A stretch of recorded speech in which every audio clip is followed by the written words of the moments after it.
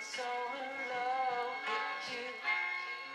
Welcome back to Real Estate Mindset. Today's video is going to be bonkers. As you guessed, it's on the 540% increase in foreclosure starts. So what we're going to look at today, guys, is we're going to look at the data, and it will be referenced in my description below, but we're going to look at the data from Black Knight, who ultimately reports once a month on foreclosures and delinquencies that are going on across the nation. So what we're going to look at is how many people are really going into foreclosure. Is it going to give us enough much needed inventory, and will things get worse? So we're going to dive into all of that data right now. I'm going to go over the data, and I'm also going to share my opinion. Now, remember, you guys, I'm not a financial advisor. I'm an opinion sharer. I'm a realtor in Houston, a loan officer in Texas. And if you guys could, please like this video for me, comment on it. I really learn from your comments, but other people also learn from your comments. I see people engaging. I am so proud of you guys.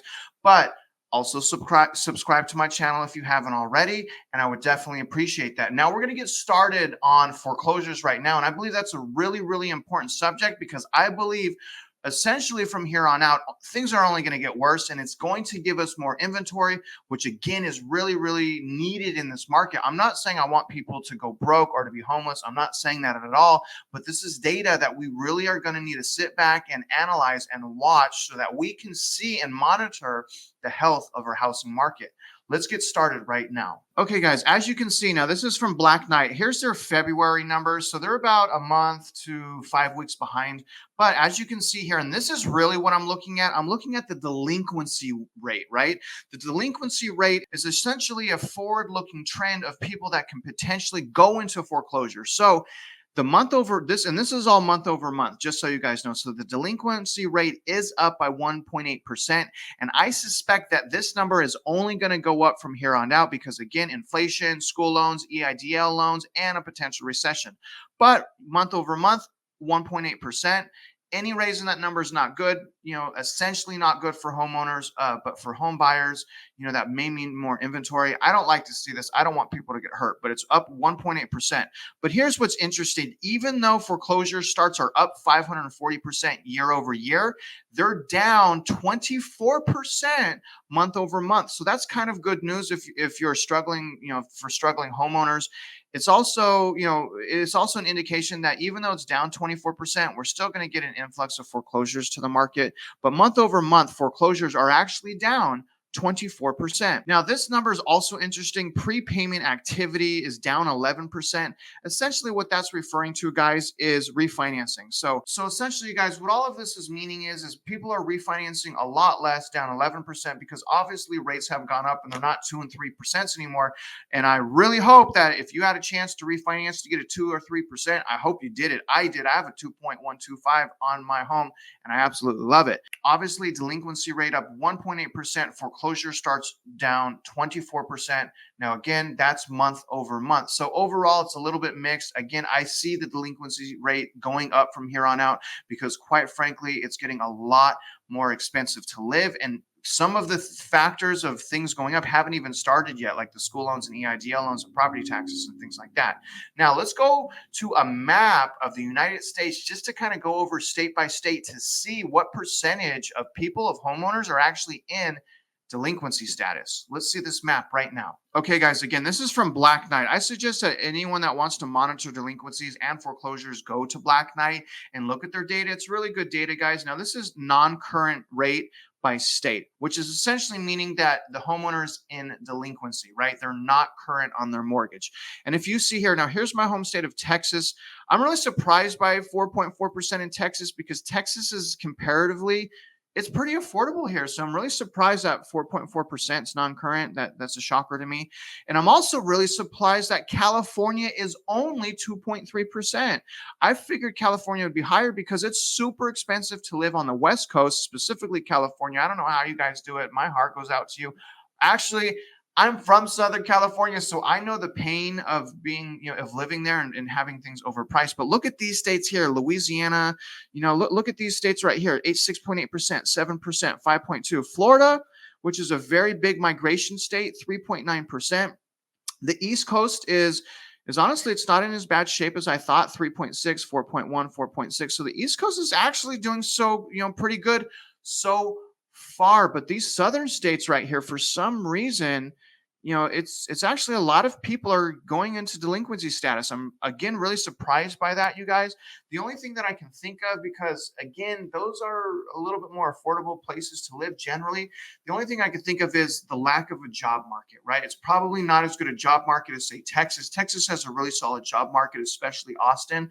But maybe those southern states are doing poorly like that because of the job market. And it's really important to note, you guys, that the job market is essentially going to prop things up for a while, right? That's why recession is so bad. That's why I'm always saying if we go into a recession, that's going to be the catalyst that pops the housing market bubble, because we need jobs. And the job market, essentially, even though it's not everything is beautiful like it appears to be, it's propping things up. Households have more money now in savings than they ever have in the history. So not all families, granted, a lot of people are still struggling, but a lot of people still have money and a lot of people still have really good jobs. And I think that's what you're seeing there. Now, again, I don't know why Texas is so low. I'm sorry, I don't know why Texas is so high, in my opinion, and I don't know why California is so low, but I believe that map is going to constantly start changing and we're going to start seeing things shift. And especially during a recession, I think that all of that is going to surge. Now, let's go on to the next set of data from Black Knight right now that really analyzes foreclosure starts and delinquencies. Okay, guys, so hopefully you're starting to get used to this form by now. And again, I want you guys to go here yourself and really analyze the data, okay? Now, again, here's the delinquency, okay? This is really what I'm focused on, delinquencies right here. Delinquencies month over month. I'm sorry, delinquencies right now on an average is 3.36%. So 3.36% of households are currently delinquent. To me, that's a big number. Maybe historically it's not. Now, the monthly change, 1.76, right? Here's the interesting thing. Year over year change, negative 44%. But again, remember, that's because during the pandemic, a lot of people went into delinquency status because we could do that without penalty. And that's also why this next number seems super inflated. Check this out. So this number right here, 541%, which was on my thumbnail, that's essentially super inflated because foreclosure starts didn't really take place during the pandemic. But I'm really pointing the 541% out because this is a thing to come, right? This is something that is going to get, in my opinion, worse. Okay, but that's the delinquency. Look at the actual foreclosures. That's up 0.31%. Monthly change 9.35%. You guys, that is a pretty big change, month over month change, almost 10% change. Again, keep watching the foreclosure section, keep watching delinquency. Now, foreclosure starts, we have 25,000 additional foreclosure starts in the month of February. Month over month change, negative 24%. So it appears that things are slowing. I don't know if that's true, but it appears. Now, here's the big number, yearly change, 541%. That is astonishing. This is also a good chart down here, you guys. And look at 1 year ago, delinquencies were at 6%. Again, this is because of COVID. People could do this for free without penalty. You see down here, this bottom number, foreclosure starts, is very low. Okay. See, these are all pretty low numbers. And then here was last month, 32,000 foreclosure starts. This month, we have 25,000 foreclosure starts. So it appears it's going down. But again, what I really want you guys to pay attention to is really where I think this is going to stem from. Delinquencies, 1.7%. 1.76% and actual foreclosure. So those numbers are up, pretty big. We still not going to get, enough inventory alone from foreclosures. But again, I believe this is a trend of things to come. I believe from here on out, things are only going to get worse as far as the foreclosures, because again, there are a lot of factors that haven't started yet, like the school loans are fixing to go up like crazy because they've been deferred, I believe, for 2 years. EIDL loans, if you're a small business or a business that got an EIDL loan through COVID, that hasn't started yet. That's going to start now in September. And property taxes. My property taxes on one of my houses went up. The assessed value went up $80,000. Okay, so and tax rates in Texas 3%, right? 3 to 3.5%. So I have to pay an additional 3% on $80,000. That doesn't make me happy. So that's going to hurt A lot of other factors are going to hurt us. The food shortages really hasn't, I mean, food prices are up big time. Don't get me wrong. Okay. But I think the food prices are going to get worse. I also see gas prices surging. So there's going to be a lot more expenses coming down the pipeline that I believe are going to put everyday normal Americans and homeowners at further risk of a foreclosure start. And that is why I'm always preaching to you guys, monitor your budget first. You must know what's going on with your budget in order to do something about it. We don't want inventory from people losing. We want inventory from new builds or people selling and things of that nature. The fact we get inventory from people going through pain and suffering is horrible. I went through that. Nevertheless, you guys, we still have to analyze the data. This will be more inventory coming. And I believe from here on out, the inventory is only going to increase from a foreclosure standpoint. What's also really interesting to note, guys, is a lot of people have been telling me, a lot of my subscribers have been telling me, and that's why I love you guys commenting. Thank you for commenting, that a lot of the lenders, what they're doing is bringing back 40-year mortgages if you're in delinquency. And the reason is they're trying to get the payments down for people that are struggling on their housing payments, right? But I haven't seen 40-year mortgages come out in the traditional QM sense, where QM mortgages are essentially mortgages that protect the lender from people going into a foreclosure. If the lenders aren't lending with QM mortgages, which is basically encompassed by the Dodd-Frank Wall Street Reform Act, they can get sued by those homeowners. So a lot of the lenders only want to do QM mortgages or qualified mortgages, and qualified mortgages cannot go past 30 years.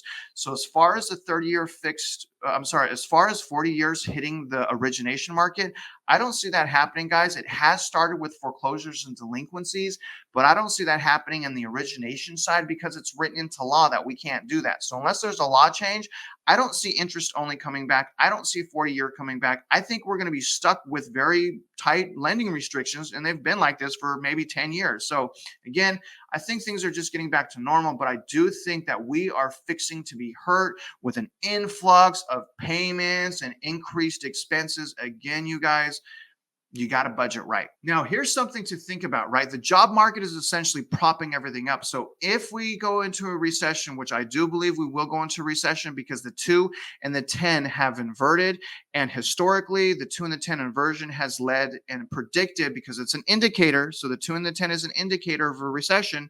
When it inverts, it did invert. I really see a recession coming. And if a recession comes, it's going to pretty much knock out the job market. It's going to raise unemployment. And again, what that's going to do in turn is it's going to hurt people. More foreclosures, less demand, and things of that nature. But you guys, if you're a family struggling with foreclosure, my heart goes out to you. Talk to your lender. Maybe try to get a 40-year loan to give you a little bit more breathing room on your payment. But either way, you guys, I hope this information helped. We're probably going to get more inventory. It's never been more important to rebudget, right? Stack your credit worthiness if you're waiting to purchase, right? But as always, you guys, stay patient, love your family. And if you're out there investing in real estate, I wish you luck and I hope you win.